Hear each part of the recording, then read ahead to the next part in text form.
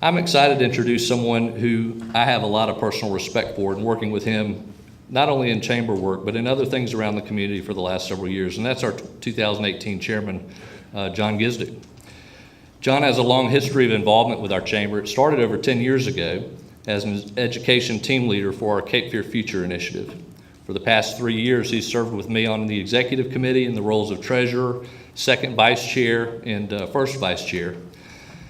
He's got a pretty tough day job, as you know. He leads our hospital, which does outstanding work. And to hear him tell the stories of the lockdowns from the ice events and from the flu epidemic going around, and I think the 52 hours in a row that he spent there, you know, you can't help but admire someone who gives his all to what he believes in.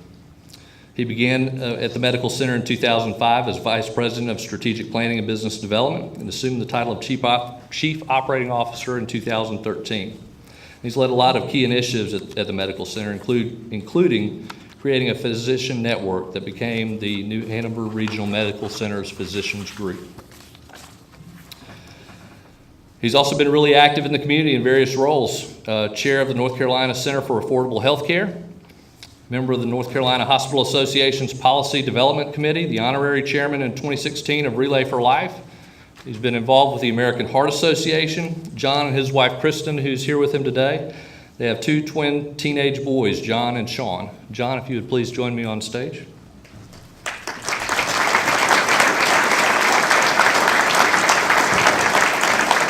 So it's ceremonial, but it's also serious. I'd like to present you as our 2018 chair of the board with the ceremonial gavel. Thank you.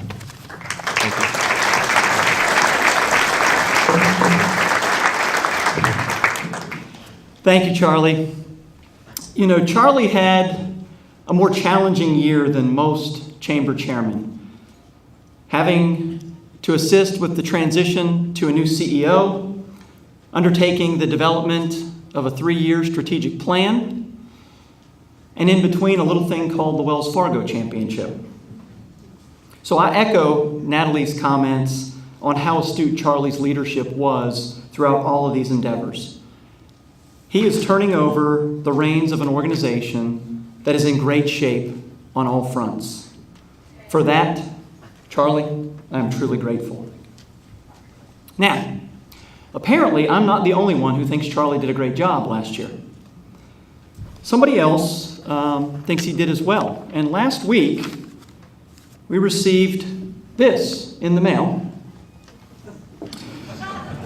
For those of you in the back who might not be able to see it, this is a card from the Pope. Not making this up, folks. It reads, "The Holy Father Francis cordially imparts his apostolic blessing to the Wilmington Chamber of Commerce." So either Charlie did a really good job last year and received the Pope's blessing, or the Vatican found out I'm taking over and that we really need the Pope's blessing. Either way, the chamber is truly blessed. Now, in all seriousness, Charlie, on behalf of the board of directors, we would like to present to you this very small token of our appreciation for your great leadership over the past year. It reads, "Presented in appreciation to Charles R. Maddox for his devotion and dynamic leadership as the 2017 chairman of the board of the Wilmington Chamber of Commerce."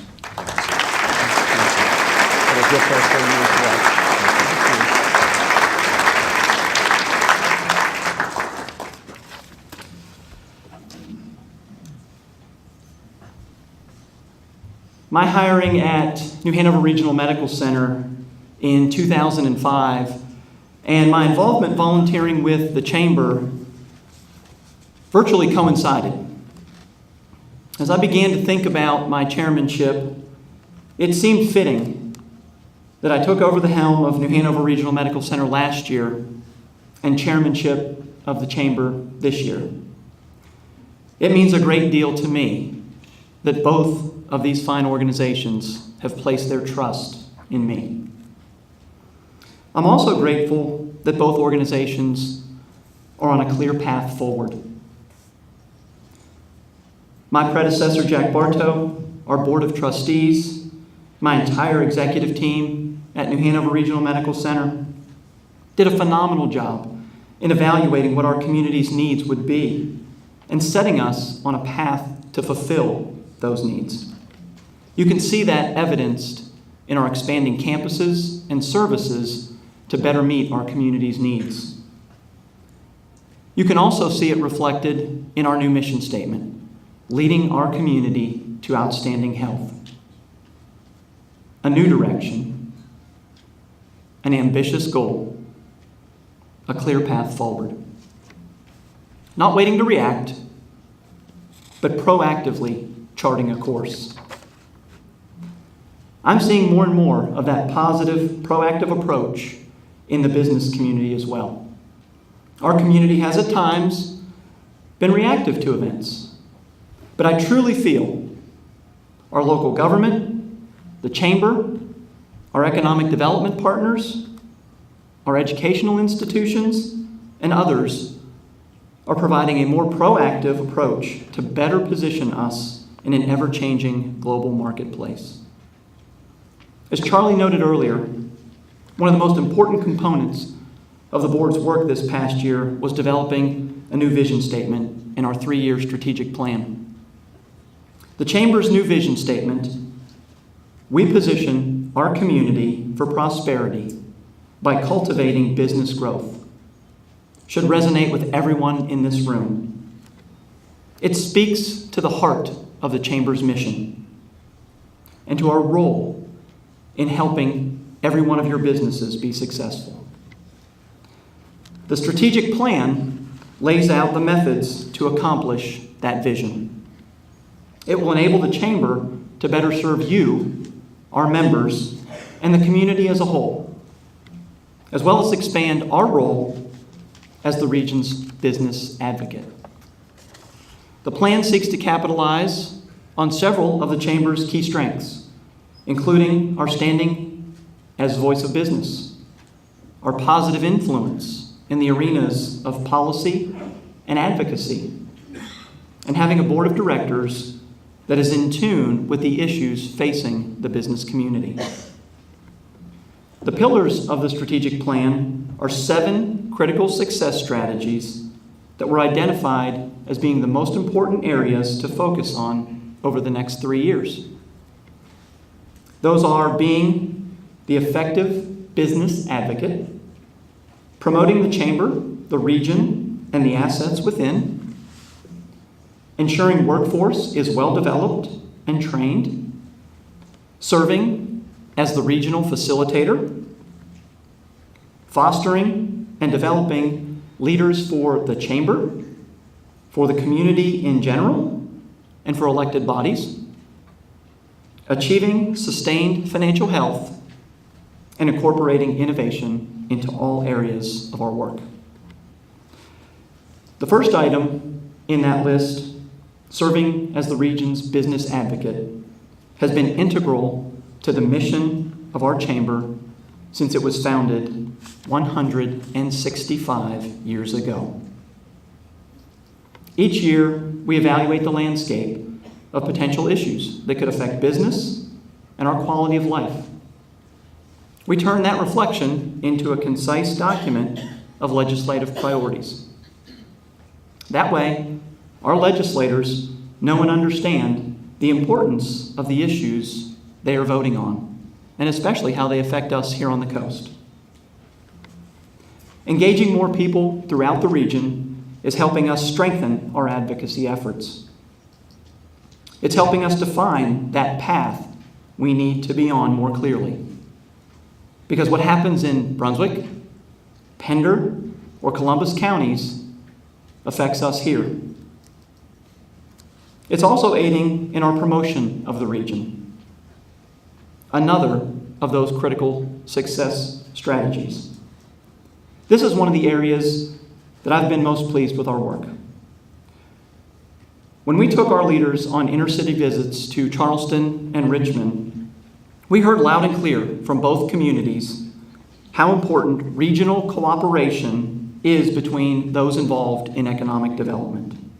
And I suspect we will hear a similar message when we visit Greenville, South Carolina in September for our next inner-city visit. With that advice in mind, we launched the Choose Cape Fear regional marketing campaign. We made it a priority to seek feedback and buy-in from economic development organizations from the entire four-county region. That marketing initiative will carry forward, and it will not do so in a vacuum.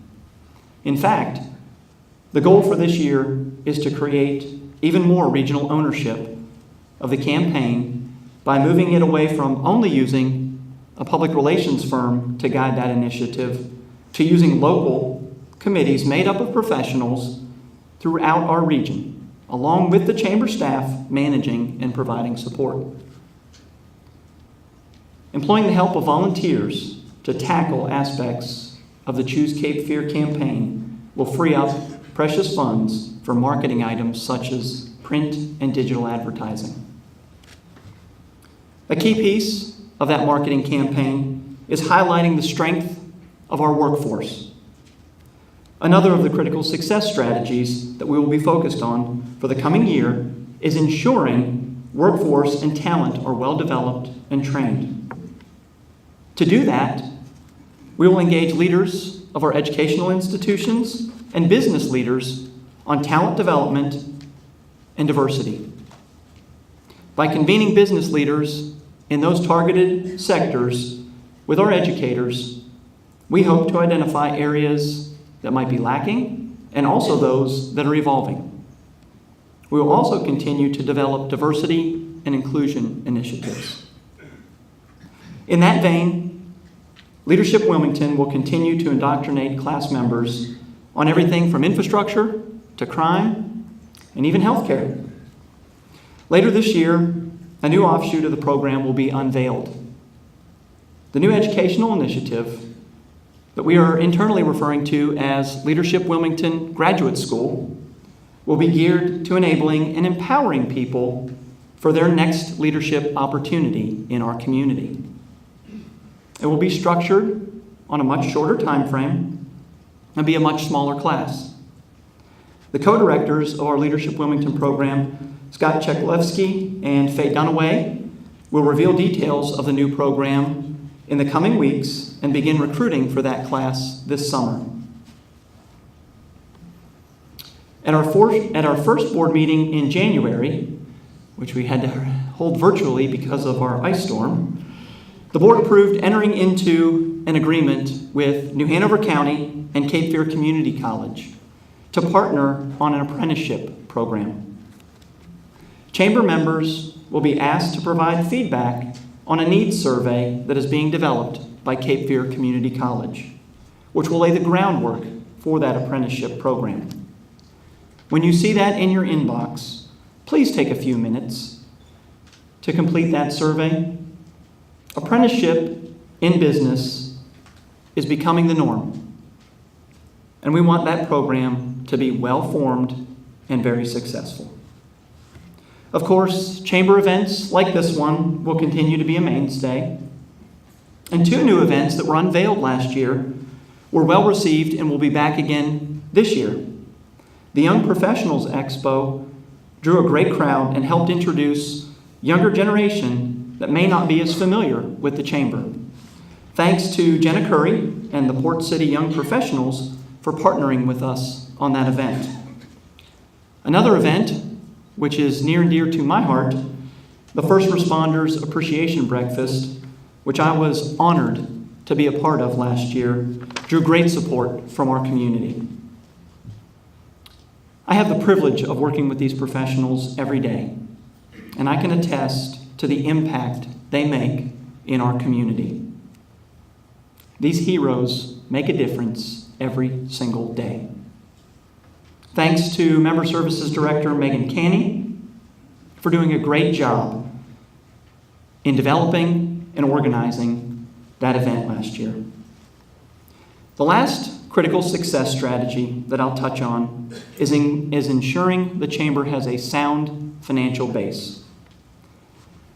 The organization went through some very difficult times when the recession hit. as many of our businesses did. I'm happy to say that the decisions made during those times are now paying dividends. Membership is rebounding, and the level of support is increasing. To keep that trend moving in the right direction, Sue Meyer was hired last year to serve as our Investment Relations Director. She hit the ground running and has been doing a great job ever since. I've only hit the highlights of our strategic plan. So if you're interested in learning more, we've placed a copy in your seat. I'll close by simply saying this: stay engaged. We are the voice of business. We are your advocate. But to be that voice, we need your voices behind us. Thank you, and I look forward to serving you.